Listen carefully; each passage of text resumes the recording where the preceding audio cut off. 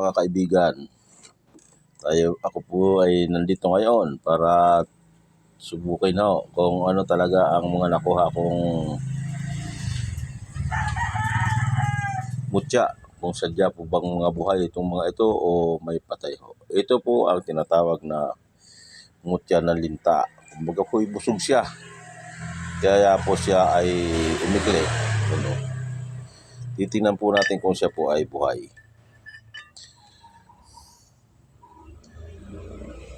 Pagpatay po ay hindi natin aalisin po natin yan at hindi yan po pagkikinabangan ng tao. Yan.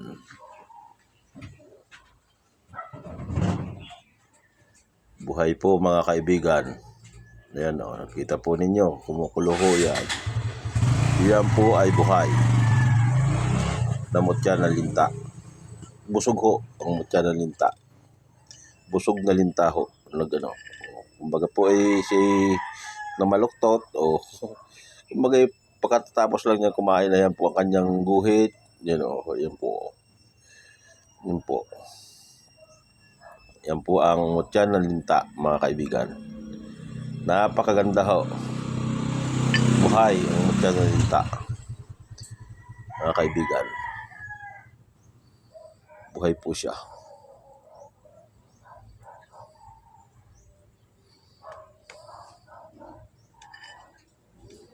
Tingnan natin ulit baka nagbubulaan lamang o ano. Kita po natin kung talagang sadya po buhay nga po. Yan po. Tuloy ho ang kanyang pagkulo. Ibig sabihin sumusuka po siya at hindi niya nagugustuhan ang amoy ng suka. Good po yan. Ito po ang banlawan. Banlawan po ang mutya.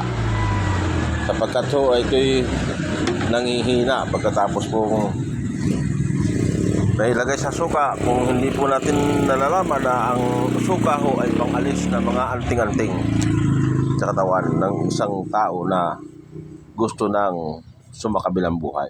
Nagpapaalis ng anting. Suka po ang ginagamit. Kaya po ang mga mutya o mga uri ng mga anting-anting ay iyan po ay nanghihina kapag po ay nalagyan ng suka.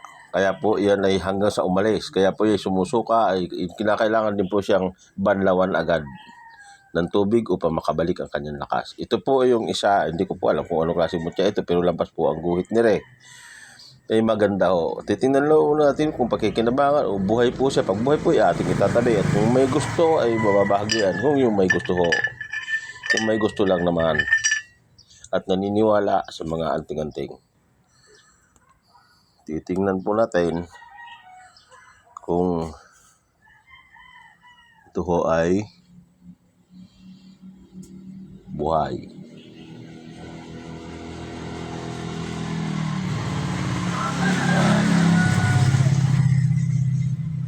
Karaniwang bato lang po siya pero maganda. Hindi po natin isasama sa mga anting-anting ko. Ito'y isa lamang pahiyas. Mahirap pong sabihin natin na yun ay ang bertud ay gayaon. Kaya kung hindi naman siya buhay, kahit nga po may bertud na gayon, kung hindi naman buhay, wala tayong magagawa dyan. Yan. Kuha po tayo ulit. Ito po ay isang mutya ng linta. Ayan po. Ayan po ulit yung isang mutya ng linta. Titingnan po natin ngayon kung siya po ay buhay. Yan.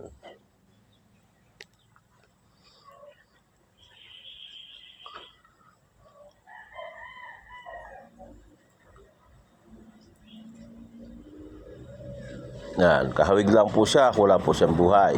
Sabihin ay karaniwang bato lang siya, pero maganda ko ang guys. Kung bagay kasamahan din po siya ng yung pang dekorasyon lang ho, kumbaga. Ito po naman ay kahit hindi na natin yung testingin, ito naman po na alam naman natin ito po isang batuara. Batuara po yan. May talagang crystallized po, batuara po ito. Hindi na po natin tutubugin at may kilala na po natin yan. Yan po, bato ara po yan. Yan. Yan, mga bato ara po. Bato ara may guhit din to ito. Ayan, yun natin po. Buhay po ang bato ara.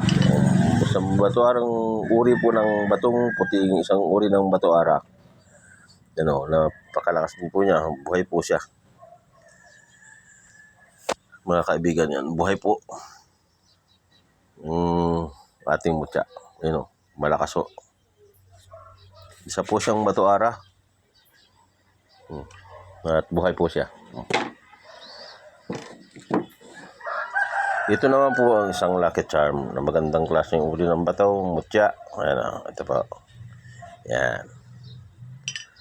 Yan o. Yan. Buhay din po siya. Buhay din po yan. Yun o. Buhay din po siya. Mga kaibigan. Yan, napakalaking ganda po niyan sa negosyo. Panghalina ho yan. Yan o. Yun po. Yan ay napakaganda hong bato. Yan po ang kabila. Ito po ang kabila. Napakaganda hong panghalina niyan. Napakahusay ho sa negosyo.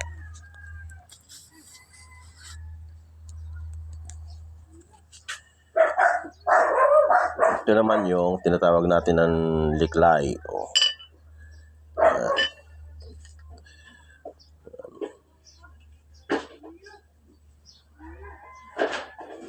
Buhay din po siya. Ayan po. Di naman kahit hindi siya talaga, bahayan lang naman siya eh. Pero siya buhay. Ayan po. Buhay po siya. Ayan.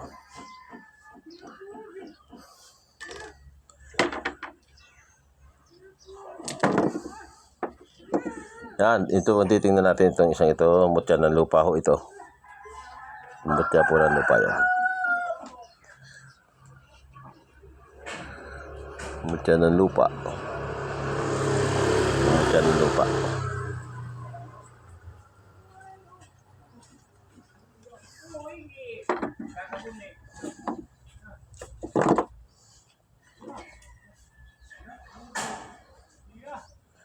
Ito, isa, yan. Liklay na itim. Maganda rin ito.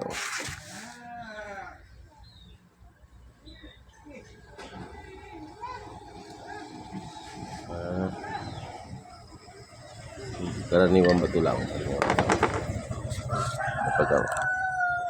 Ito po ang hagstone. Yan. Hagstone po yan. Yan. Kahit hindi na po natin ilagay sa suka yan. Pero kahit ilagay din po natin ay ayos po yan. Buhay po yan. Yan, lakas po yan. Yan po ang wheatstone. Malakas po yan. Buhay. Yan po. Lakas ng yan po. Malakas po yan. Yan. Malakas po siya. Yan. Hagstone po yan. Wishing stone. Hagstone. Wishing stone. Yan. Good po yan. Good. Ito po isa mga kaibigan. Isang mutya pa rin po ng linta. Ayan po. Mutya ng linta. Maganda rin po ito. Ito po.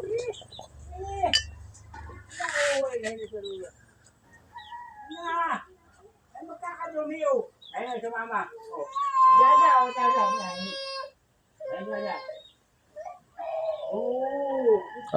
Yan po, yan, buhay po yan.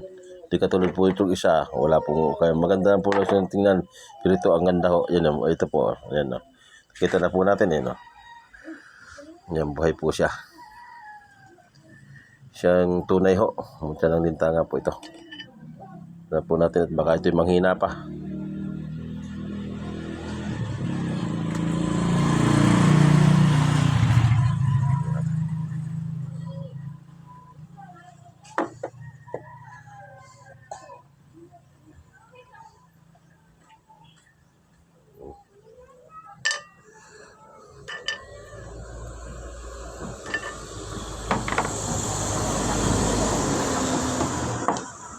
Ito po yung mga bato ara na. Mga batuara na po yan. Ano, mga batuara na po. Lagyan na rin po natin yan. Para kung may mga bad energy siya, layas po yan sa suka. Mga bad energy. Yan, ito po. Yan.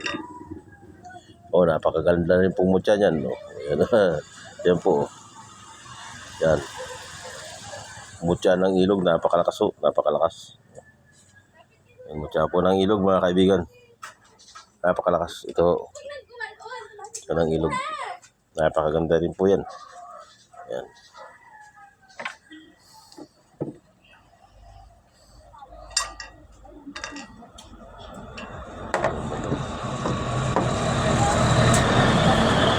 Mga batuara po ito. Mga batuara po. Atin pong ilulublob na rin po sa suka. At kung may mga bad energy po yan, ay di ating maiko na po yan. Maitaboy. Kumbaga. At tanggalin na po natin itong mga hindi dapat. Yan. Yan. Nahugasan na rin po.